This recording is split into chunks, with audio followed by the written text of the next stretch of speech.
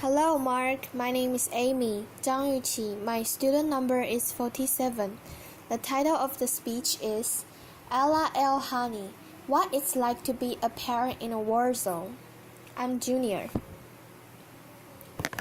Worldwide, over 1.5 billion people experience armed conflict. In response, people are forced to flee their country, leaving over 15 million refugees. Children without adults are the most innocent and vulnerable victims, but not just from the obvious physical dangers, but from the often unspoken effects that war have on their families. The experiences of war leave children at a real high risk for the development of their emotional and behavioral problems. Children, as we can only imagine, will feel worried, threatened, and at risk. But there is good news. The quality of care that children receive in their families can have a more significant effect on their well-being than from the actual experiences of war that they have been exposed to. So actually, children can be protected by warm, secure parenting during and after conflict. In 2011, I was a first-year PhD student in the University of Manchester School of Psychological Sciences. Like many of you here, I watched the crisis in Syria unfolded in front of me on the TV. My family is originally from Syria, and very early on, I lost several family members in really horrifying ways. I'd sit and I'd gather with my family and watch the TV. We've all seen those things: bombs destroying buildings, chaos, destruction, and people screaming and running. It was always the people screaming and running that really got me the most, especially those terrified-looking children. I was a mother of two young, typical inquisitive children. They were 5 and 6 then, at an age where they typically ask lots of questions and expected real, convincing answers. So I began to wonder what it might be like to parent my children in a war zone and a refugee camp. Will my children change? Will my daughter's bright, happy eyes lose their shine? Will my son's really relaxed and carefree nature become fearful and withdrawn? How will I cope? Will I change? As psychologists and parent trainers, we know that arming parents with skills in caring for their children can have a huge effect on their well-being, and we call this parent training. The question I had was, could parent training programs be used for families while they were still in war zones or refugee camps? Could we reach them with advice or training that would help them through these struggles? So I approached my PhD supervisor, Professor Rachel Callum, with the idea of using my academic skills to make some change in the real world.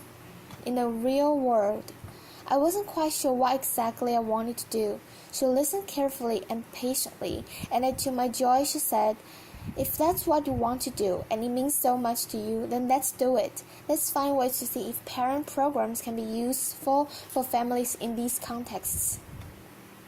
So for the past 5 years, myself and my colleagues, Professor Callum and Dr. Kim Cartwright, have been working on ways to support families that have experienced war and displacement.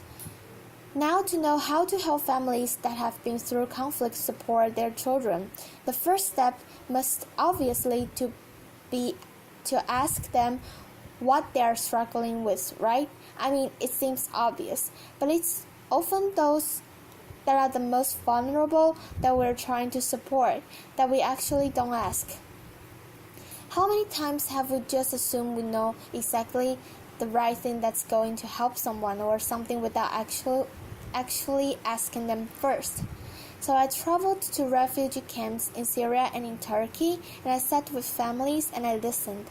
I listened to their parenting challenges, I listened to their parenting struggles, and I listened to their call for help. And sometimes that was just paused.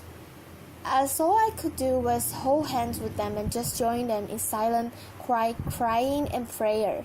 They told me about their struggles. They told me about the rough, harsh refugee camp conditions that made it hard to focus on anything but practical chores like collecting clean water.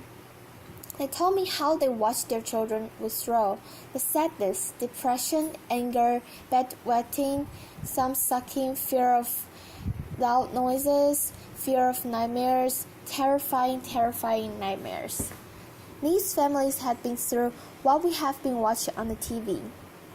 The mothers, almost half of them were now widows of war, or didn't even know if their husband was dead or alive, described how they felt they were coping so badly. They watched their children change, and they had no idea how to help them. They didn't know how to answer their children's questions.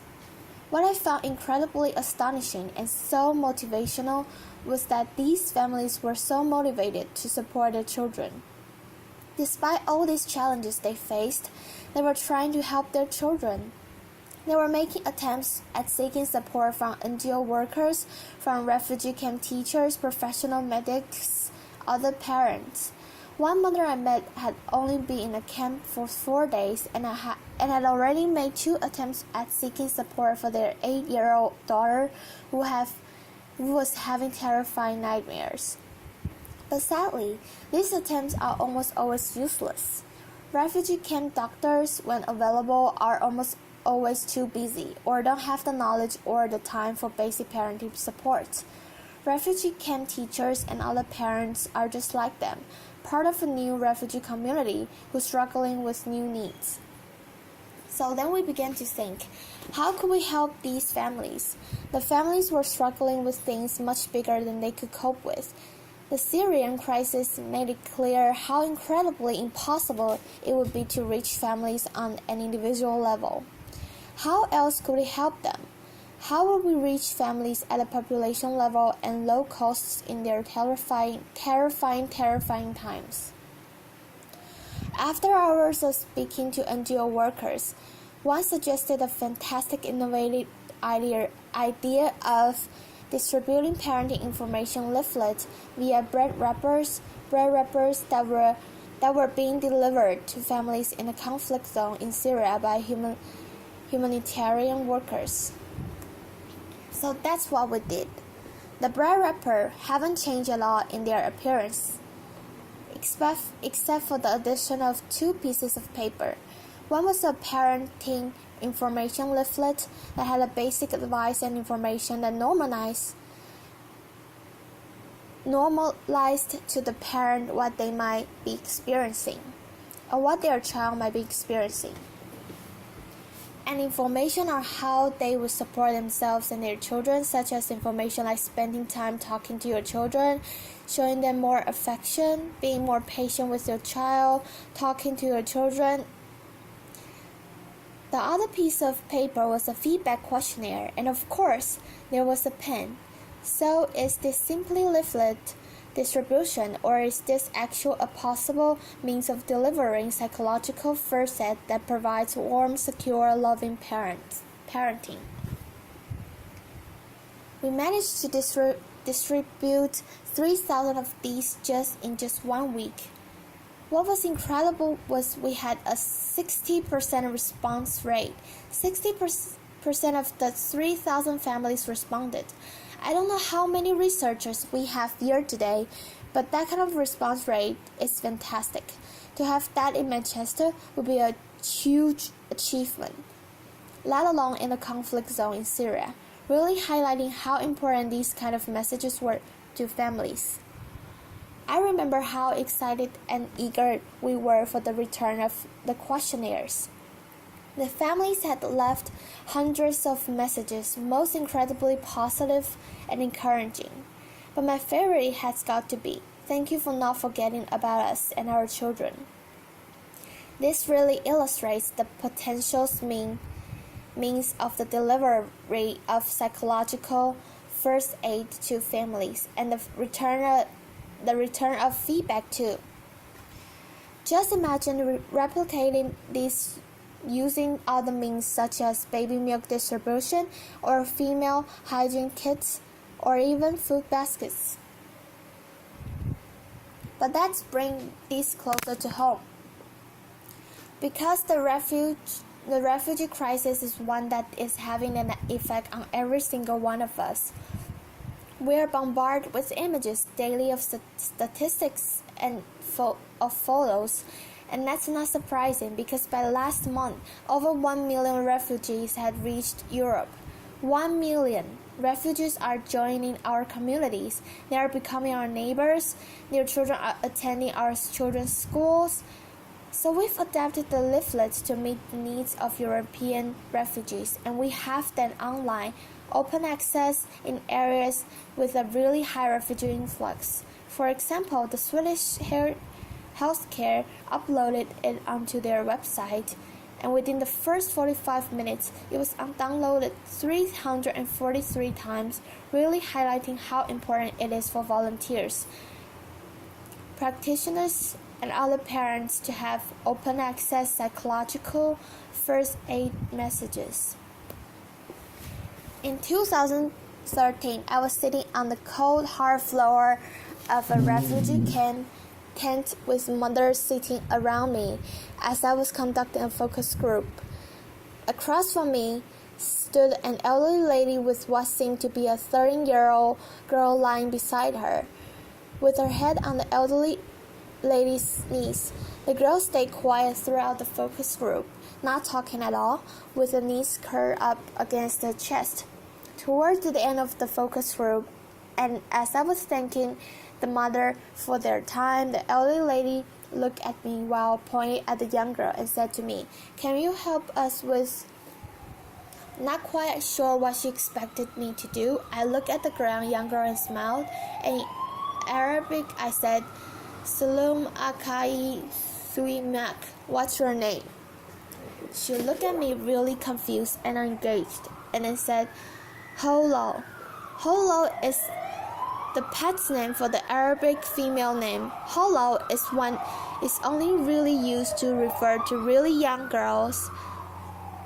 At that point, I realized that actually, Hala was probably much older than 13. It turned out that Hala was a 25-year-old mother to 3 young children. Hala had been a confident, bright, bubbly, loving, caring mother to her children. But the war had changed all of that. She had lived through bombs being dropped in her town. She had lived through explosions. When fighter jets were flying around their building, dropping bombs, her children would be screaming, terrified from the noise. Hala would frantically grab pillows and cover her children's ears to block up the noise, all the while screaming herself.